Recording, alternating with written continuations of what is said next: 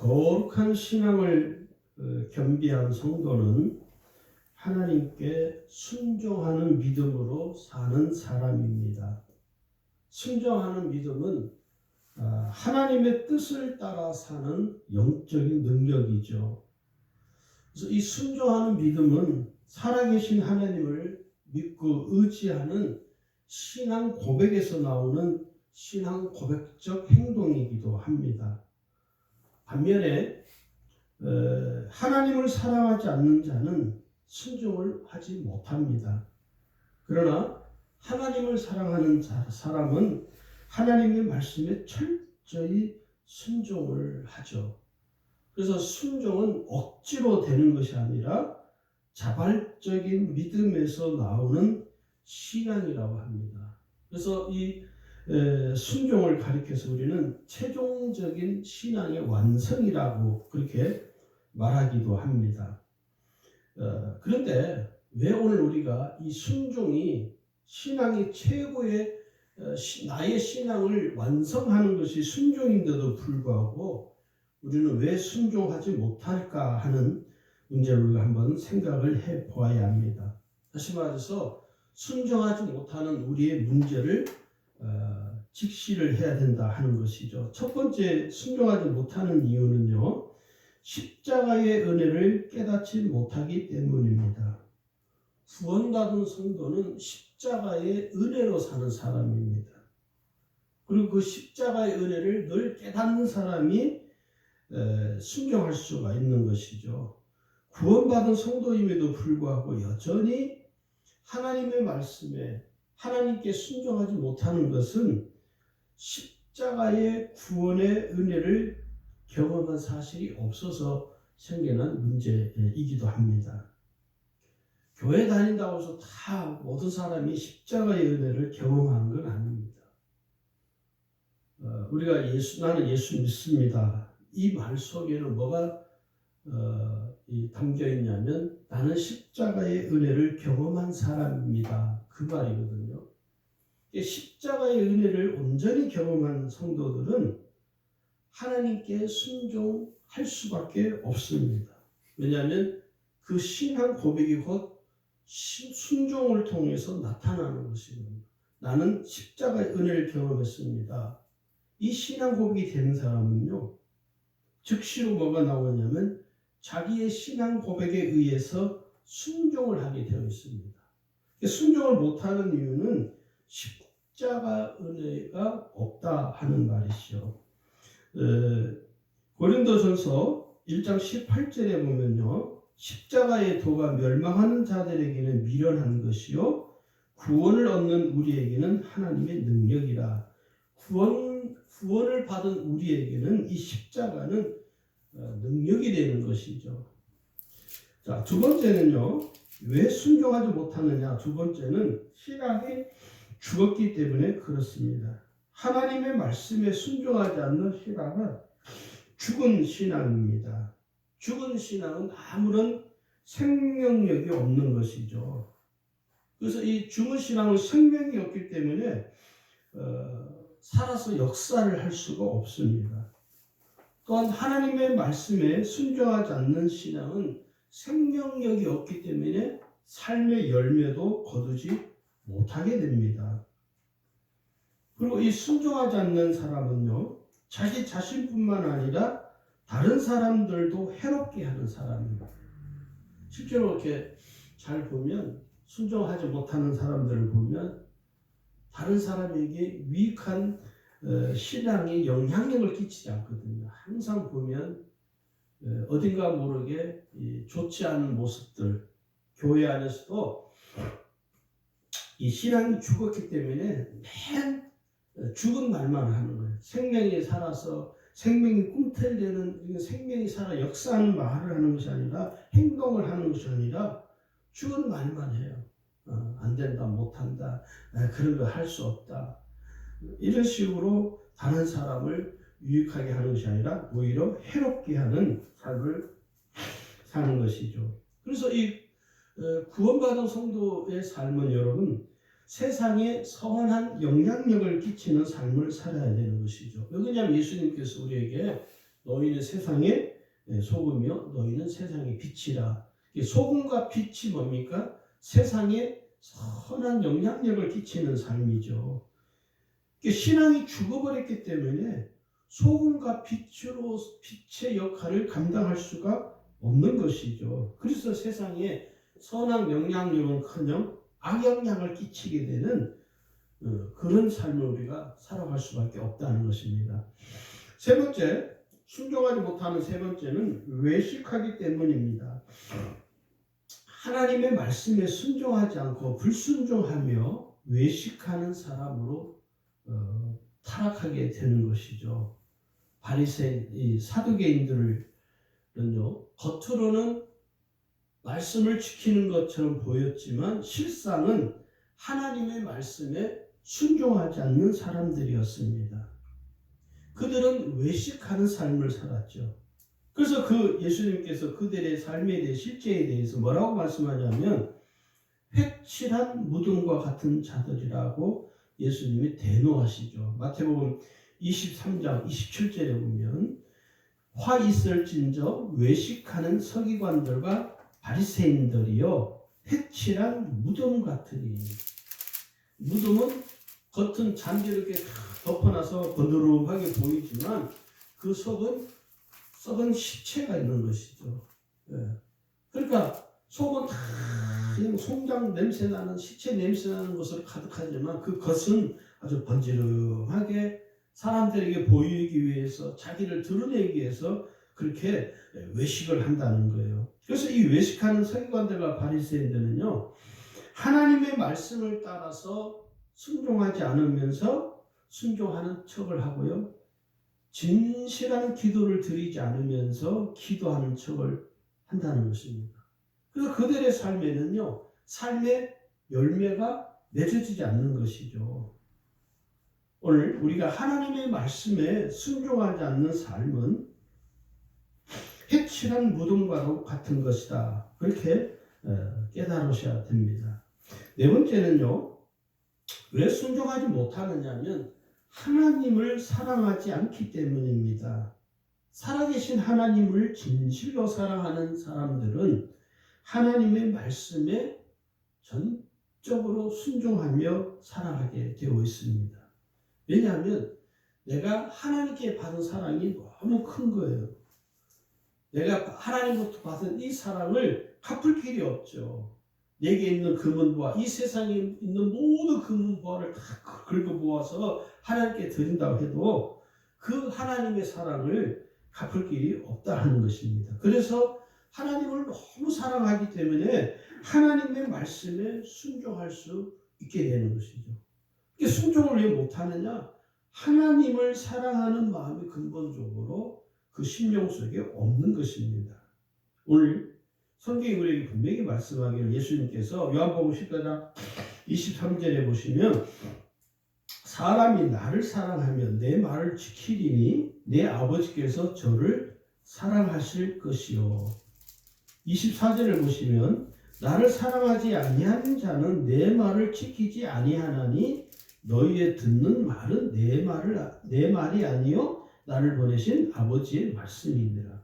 그러니까 예수님은 이제 나를 사랑하는 자, 예수님을 사랑하는 자는 예수님이 하신 말씀을 지킨다는 거예요. 순종한다는 것이죠. 이게 역설적으로 말하면 왜 우리가 주님께 순종하지 못하느냐? 주의 말씀을 지키지 않는 것이죠. 왜 안 지키느냐? 주님을 사랑하지 않는 것이죠. 이게 찾아가 보면 그러니까 우리 속에 순종하지 못하는 사람들의 심령 속에는 뭐가 내재되어 있냐면 하나님을 사랑하는 마음이 근본적으로 없다 하는 것이죠. 그 다음에 다섯 번째, 순종하지 못하는 다섯 번째 이유는 불신앙적인 삶을 살기 때문입니다. 여러분, 불순종은 늘 이야기하지만 불신앙입니다. 하나님의 말씀에 불순종하는 마음이 있기 때문에 하나님 앞에 하나님 말씀을 들어도 순종이 안 나오는 거예요. 왜? 그 심령 바닥에 뭐가 깔려 있냐면 불신앙이 깔려 있는 것이죠. 불신앙이 깔려 있기 때문에 불순종할 수밖에 없는 것입니다. 그래서 불신앙적인 마음과 생각이 곧 행동으로 나타나는 것입니다. 어떤 분은 저 사람 왜 이렇게 하나님께 순종하지 못할까? 잘 모르겠다는 거. 아이, 신앙도 말이야. 모태 신앙이고 말이야. 뭐 3대째 신앙이라는데 왜 저러지? 여러분, 이 순종과 불순종 사이, 불순종은요, 종이 한 장 차이입니다. 모태 신앙이기 때문에 순종을 잘하고, 모태 신앙이 아니기 때문에 순종을 못하는 게 아니라, 근본적으로 그 심령 속에 불신앙이 자리 잡고 있기 때문에 행동으로 나타나는 게 뭐냐면 불순종이라는 것입니다. 그러니까 불순종하는 것은 뭡니까? 내가 하나님의 뜻을 거역하고 하나님의 뜻에 내가 대적하는 것입니다. 꼭 내가 하나님께 막 대들고 하는 것만 대적하는 것이 아니라 하나님 말씀에 불순종하는 그 자체가 내가 지금 하나님께 대적하는 악한 행위라는 거예요. 우리가 이거를 잘 인식을 해야 된다는 것입니다. 그래서 우리가 하나님께 불순종을 하게 되면 꼭 아셔야 될 게 뭐냐면 버림받는다는 사실을 인식해야 돼요. 사울 왕을 우리가 잘 아는 것처럼 사울 왕은 가장 이 불순종의 아이콘으로 성경에 기록이 되어 있습니다. 그래서 그 사무엘 선지자가 하나님 말씀에 불순종한 그 사울 왕에게 이렇게 말하죠. 여호와께서 번제와 다른 제사를 그의 목소리를 청종하는 것을 좋아하심같이 좋아하시겠나이까? 순종이 제사보다 낫고 듣는 것이 숫 양의 기름보다 나으니 이렇게 말합니다. 순종하지 않는 신앙은요 아무 필요가 없는 것이에요. 그 아무런 가치가 없다 하는 말이죠. 가치 없는 무가치한 신앙으로 살아가는 그 사울 왕을 하나님은 버리시죠. 결국 그 사울 왕뿐만 아니라 그 자녀들도 아주 그 가족 전체가 아주 그냥 묵사발이 돼버리죠. 왜? 사울 왕이 불순종함으로써 하나님으로부터 철저하게 하나님 그를 버리시는 것이죠.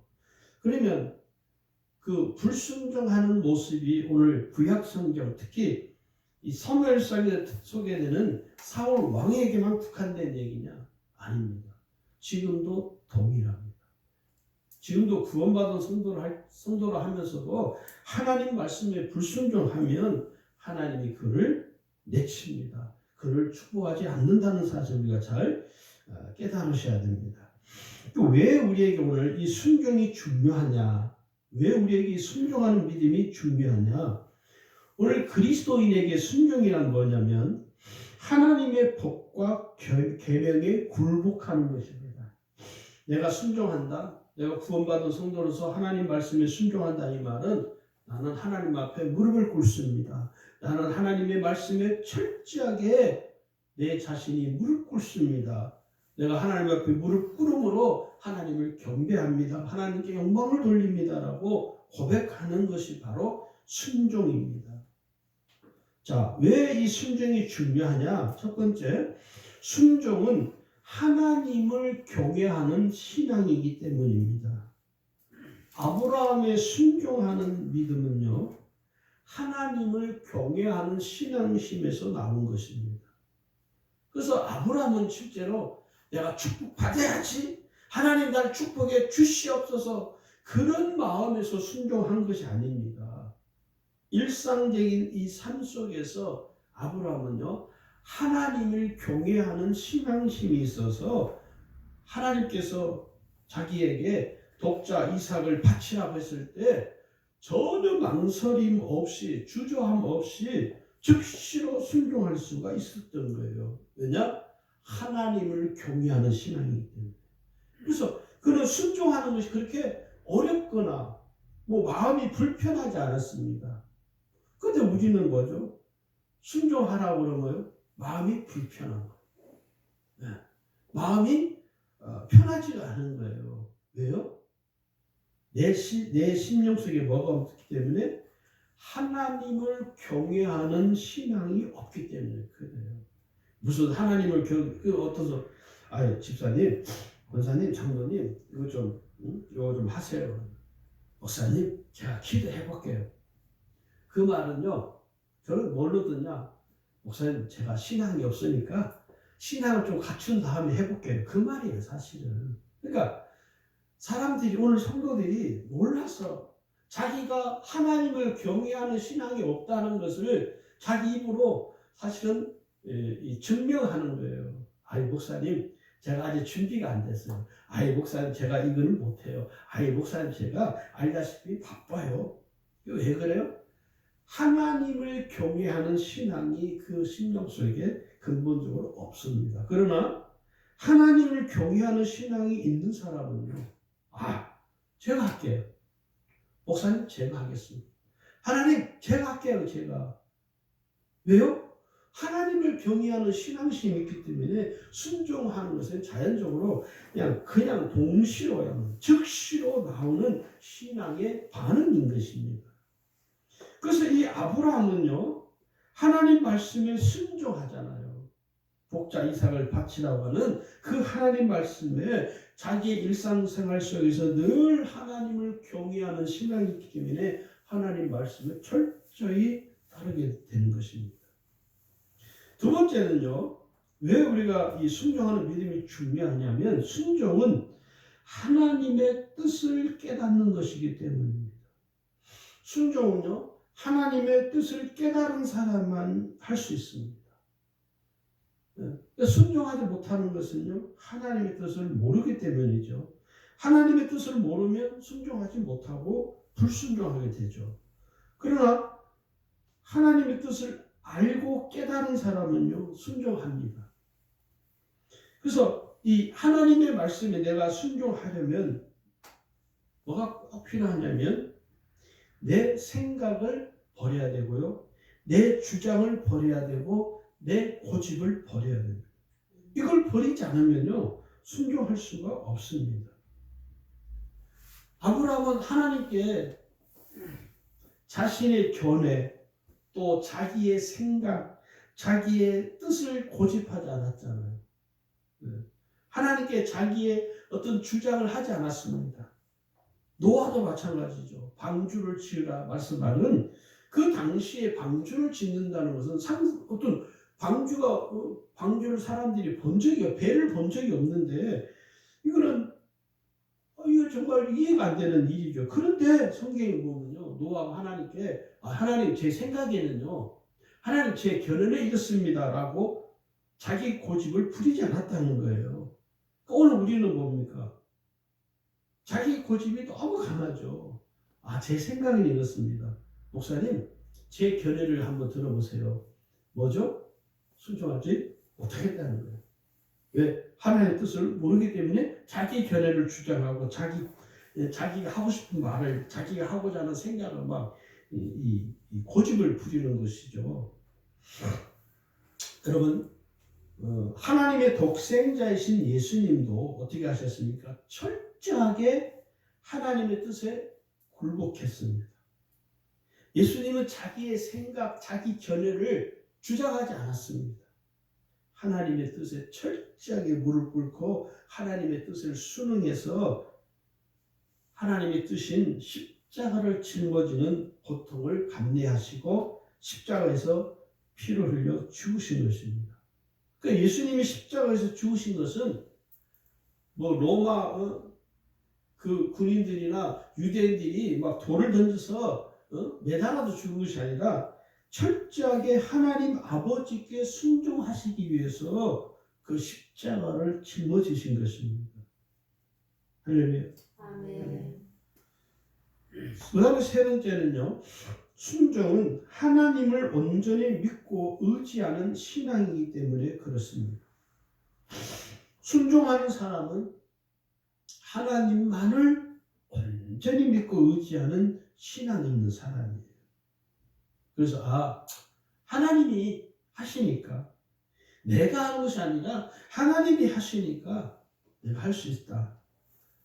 내 힘과 능으로는 내가 할 수 없지만 하나님이 하시는 일이니 하나님이 하시는 것이니 내가 따를 수 있다. 모든 이스라엘 백성들이 가나안을 정복하는 것은 불가능한 일이라 그렇게 고집했습니다. 그런데 이 여호수아 갈렙 두 사람은요, 아니다. 하나님이 하신다. 하나님이 예비하셨다. 하나님이 싸우신다. 하나님이 함께 하실 것이다. 하나님이 하실 것이다는 하나님이 예배해 놓으셨다라는 신앙을 갖고 있는 사람들이었습니다. 이스라엘 백성들, 정탐꾼 10명과 함께 모든 이스라엘 백성들은 안 된다. 우리는 그 땅을 취할 수가 없다 하는 하나님을 신뢰하지 못하는 불신앙을 가지고 있었던 것이죠. 그래서 그 사람들은 출애굽 1세대들은 가나안 땅에 실제로 입성하지 못했죠. 그런데 출애굽 2세대들과 여호수아, 갈렙 두 사람은 가나안 땅에 들어간 것입니다. 그 이유가 뭐죠? 하나님이 하신다. 하나님이 하신다는 것. 사람이 하는 것이 아니라 하나님이 하신다. 하나님이 우리에게 그 땅을 약속하셨다. 하나님이 약속하신 땅을 우리에게 주신다고 했다. 우리가 그 땅을 취할 수 있다라는 이 하나님을 온전히 믿고 의지하는 신앙이 있기 때문에 그들은 가나안 땅에 들어갈 수 있었다는 것입니다. 지금 시대도 마찬가지입니다. 아니다. 하나님이 할 수 있다. 하나님이 코로나를 우리로 하여금 이기게 할 수 있다. 네. 하나님이 우리를 통해서 지금 이 시대에 하나님 지금 이 세상을 주관하고 계시니 우리가 하나님을 믿고 의지하면 하나님이 우리에게 살 길을 열어주신다. 이 신앙이 있으면요. 하나님만 온전히 믿고 의지하는 신앙이 있으면 순종하게 된다는 것이죠.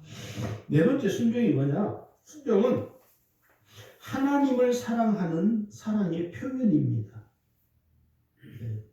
요한복음 14장 21절에 예수님 말씀하기를 나의 계명을 가지고 지키는 자라야 뭐죠? 순종하는 걸 말하는 거예요. 그러면서 나를 사랑하는 자니 예수님을 사랑하는 자는 주님이 주신 계명 하나님을 사랑하고 이웃을 사랑하는 이 계명을 지킨다는 거죠. 순종한다는 것이죠. 그 다음에 다섯 번째 순종은 뭐냐? 순종은 삶의 토대와 기초가 견고해지기 때문입니다. 우리가 하나님께 순종하면 할수록 어떤 좋은 일이 있냐면 내 신앙이 견고하게 세워집니다. 그래서 내 신앙이 견고하게 세워짐으로 인해서 내 삶의 토대와 뿌리도 견고한 신앙으로 무장이 되는 거예요. 내 신앙이 왜 견고해지지 못하느냐? 순종이 없기 때문에 그렇다는 거죠. 마태복음 7장 24절 25절에 누구든지 나의 이 말을 듣고 행하는 자는 그 집을 반석 위에 지은 지혜로운 사람 같으니 비가 내리고 창수가 나고 바람이 불어 그 집에 부딪히되 무너지지 아니하여 반석 위에 세워진 신앙이 된다는 거예요. 그러니까 순종을 하면 할수록 기쁨이 배가 됩니다.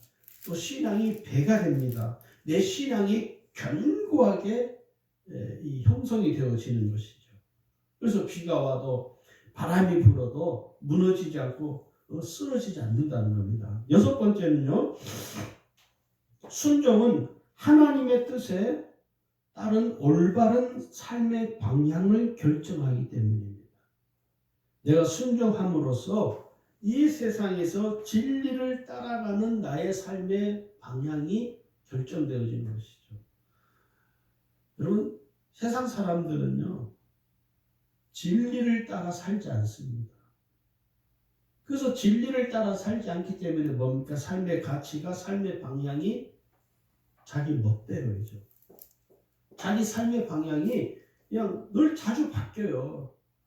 그런데 그래서 삶의 방향을 잃어버리는 것이죠. 삶의 방향을 잃어버리면 그 삶은요, 자기 자신도 살지만 자기 자신의 삶에 대해서 자기 자신이 늘 후회를 하는 거예요.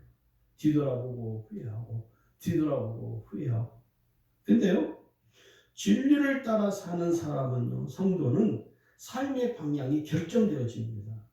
결정이 되기 때문에 그 결정되어진 삶의 방향을 따라 사는 것이죠. 진리를 따라 살기 때문에 삶을 후회하지 않습니다. 삶을 방황하지 않는 것이죠. 그래서 순종은요, 삶의 목적이 뚜렷해지는 것입니다. 삶의 뭡니까? 삶의 방향이라는 건 그 나침반과 같은 역할을 하는 것이죠. 우리가 지도를 볼 때도 동서남 이렇게 보잖아요. 제가 유튜브에서 요즘 좀 보는 게 뭐냐면 시골집 매매 이래가지고 그 유튜브 하는 사람들이 시골집 매매 얼마 뭐 보통 뭐 5천만 원, 6천만 원, 뭐 좀 비싼 거는 뭐 8천만 원 이렇게 돼요. 근데 거기 보면요, 그 사람들이 집을 이제 시골집을 이렇게 소개할 때 거기 보면요 표시가 되어 있어요. 동서남북 이렇게 표시가지고 남향이냐 동향이냐 서향이냐 북향이냐 그걸 표시를 꼭 해줘. 그걸 보면서 지도를 그 집을 표시할 때 그 집이 어느 방향에 있는지를 가리키는 걸 보면서 야, 저 사람은 참 아주 디테일하게 하는구나. 오늘 우리의 삶도 똑같습니다. 내 삶의 방향이 분명하게 정해지지 않으면 우리는 우리의 삶을 방황할 수밖에 없다는 것입니다. 그래서 우리가 순종하는 것은요, 하나님의 뜻에 올바른 나의 삶의 방향을 결정되어지는 거예요. 할렐루야. 마지막으로 7번째, 순종은 순종을 통해서 하나님의 영광이 드러나는 것입니다. 예수님은 십자가에서 피 한 방울도 남기지 않고 죽으셨죠. 자기를 낮추시고 십자가에 자기 몸을 맡기시고 십자가에 죽으심으로 예수님은 순종하셨습니다. 오늘 우리가 읽은 본문이 말씀하죠. 2장 8절에 보면 빌립보서 사람의 모양으로 나타나사 자기를 낮추시고 죽기까지 복종하셨으니 곧 십자가에 죽으심이라. 자기를 낮추시고 죽기까지 어떻게 해요? 복종했다는 거예요. 순종했다는 것이죠. 그러니까 십자가에 죽는 죽음을 통해서 순종하심으로 하나님의 영광을 드러낸 것이죠. 하나님의 뜻을 드러낸 것이죠. 그리고 10절에 가면요, 하늘에 있는 자들과 땅에 있는 자들과 땅 아래 있는 자들로 모든 무릎을 예수의 이름에 꿇게 하시고 모든 입으로 예수 그리스도를 주라 시인하여 하나님 아버지께 영광을 돌리게 하셨느니라. 예수님이 십자가에 죽으시는 그 순종을 통해서 모든 사람들이 그 예수 이름 앞에 무릎 꿇게 하시고 하나님께 영광을 돌리게 했다는 거예요. 예수 그리스도를 주라 시인하며 하나님 아버지께 영광을 돌리는 것이 뭡니까? 순종이라는 것입니다. 그래서 우리가 이 순종하는 믿음으로 살아가려면 우리가 어떻게 해야 되느냐? 첫 번째는요, 온전히 하나님을 믿고 의지하는 믿음으로 살아야 합니다. 순종하는 믿음으로 살아가려면 내가 살아계신 하나님을 온전히 믿어야 돼요. 그리고 온전히 의지하는 믿음으로 살아야 됩니다. 왜 그러냐면 믿음이 없이는 순종을 할 수가 없습니다. 내가 하나님을 온전히 믿고 의지하는 믿음이 있어야만이 하나님께 순종할 수 있어요. 왜 그러냐? 믿음이 없이는 하나님을 기쁘시게 할 수 없다는 거예요. 히브리서 11장 6절에 보면 믿음이 없이는 하나님을 기쁘시게 못하나니 그럽니다. 그러니까 우리가 하는 모든 것들은 다 뭐가 전제가 되어야 되느냐? 믿음이 되어야 됩니다. 지난주에 감독 선거하러 연예 사무실에 갔을 때 아르메니아에서 박천수 선교사님이 오셨어요. 몸이 좀 안 좋아가지고 치료도 받고 하는. 너무 반가워서 오래간만에 와서 이런 이야기 저런 이야기 하다가 이제 감독님 방에서 대구지방 임봉규 간사님이 그 가족, 그 형제들이 5천만 원을 모아서 그 아버님이 은퇴를 살아생전에 감리교 목회를 하셨는데 그 아버님 이름을 기념을 해서 아르메니아 교회를 세우기 위해서 5천만 원을 헌금을 하셨어요. 그게 쉬운 것 같죠? 절대 쉽지 않습니다. 돈이 있다고 해서 할 수 있는 문제가 아니라 그 임감선의 이야기를 같이 이야기하다 보니까 그 형님도 감리교 목회를 하시는 목사님이시고 그래서 온 형제들이 모여서 자기 어머니 이름으로 또 필리핀에 교회를 세우기도 하고 또 이번에는 아르메니아 우리 삼남면에서 아르메니아 선교를 하니까 그 연회 때 이제 감독님이 그 설교를 하시면서 원래 올해 연회할 때 박철규 선교사님을 우리가 초대하기로 했어요. 그리고 이제 다 이제 비행기 항공편도 다 알아보고 있는데 코로나 터지면서 한국에 들어올 수 없는 일이 생겨서 그만 들어오지 못했는데 어쨌든 이번 연회에서 사무실에서 감독님 방에서 그래서 제가 같이 이제 사진도 찍어주고 해가지고 당당뉴스라고 이 감리교 그 기독교 신문에 그 기사가 이렇게 떴어요. 그게 뭐냐면 하나님을 온전히 믿고 의지하는 믿음이 있기 때문에 어느 목사님이 그러시더라고. 자기 형제들은 아마 이런 걸 상상할 수도 없다고. 자기 형제들은 못한다는 거예요. 당신도 생각해보니까 형제들이 몇 명 있게 되는데 과연 우리 형제들은 이런 일을 할 수 있을까 생각해보니까 몇 명이 반대할 것 같아서 안 되겠다. 그러면 서로 이야기하면서 이건 돈이 있어서 하는 문제가 아니라 하나님을 온전히 믿고 의지하는 믿음이 없으면 여러분 불가능합니다. 할렐루야. 두 번째는요. 자원하는 마음을 가져야 합니다. 순종하는 믿음은요. 누가 억지로 시킨다고 되는 것이 아니라 자원하는 마음을 지녀야 순종할 수 있습니다. 네. 순종하는 믿음은 자발적인 믿음과 자원하는 마음으로 믿음으로 하는 것이죠. 한 몇 년 전에 우리 교회 십자가 네온이 십자가 탑에 십자가가 불이 고장이 나서 저걸 교체를 해야겠다 이렇게 생각을 하고 있는데 우리 교인이 아니신데 여기 독신에 공간이니까 한 몇 달 일하러 오신 집사님 부부가 안산에 사시는 감리교인이신지 아니신지 잘 모르겠는데 그분들이 이렇게 새벽 기도도 한 번씩 오시고 수요 예배도 오시고 주일 예배도 오시고 수요 예배 끝나고 이렇게 가는데 우리 십자가를 봤는데 십자가가 불이 없더라고요.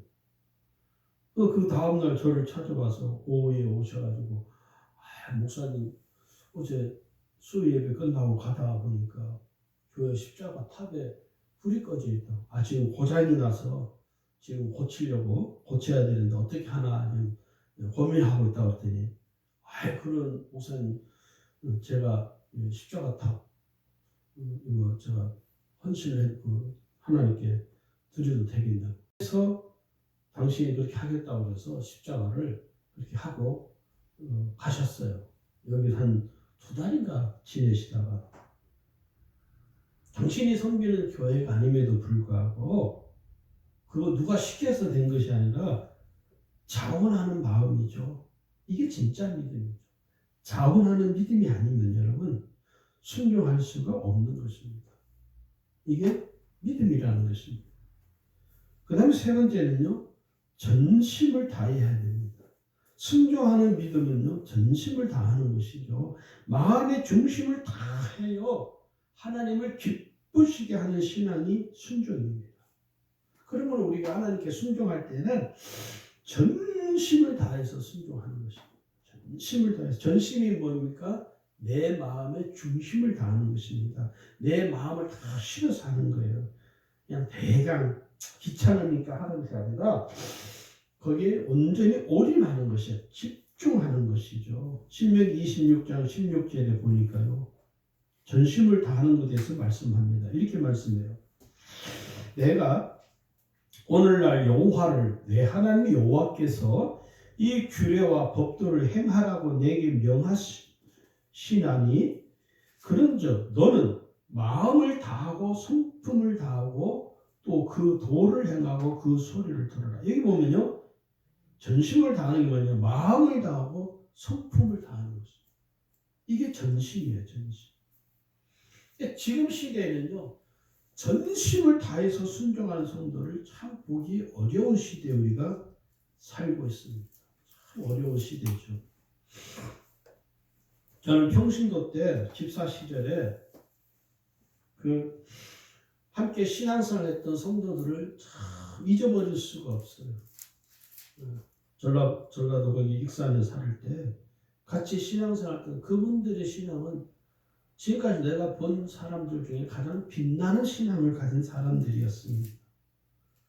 정말 당신의 자기의 삶을 돌아보지 않고 교회를 먼저 생각하고 교회 중심의 신앙생활하는 그런 사람들을 지금 시대에서 가끔 그런 생각할 때가 많아요. 그때 그렇게 신앙생활 하던 그분들이 참 그립다. 그런 신앙을 가진 사람들이 참 그립다라고 생각할 때가 참 많습니다. 왜 그러냐면 전심을 다했거든. 네. 자기의 삶을 돌아보지 않고요.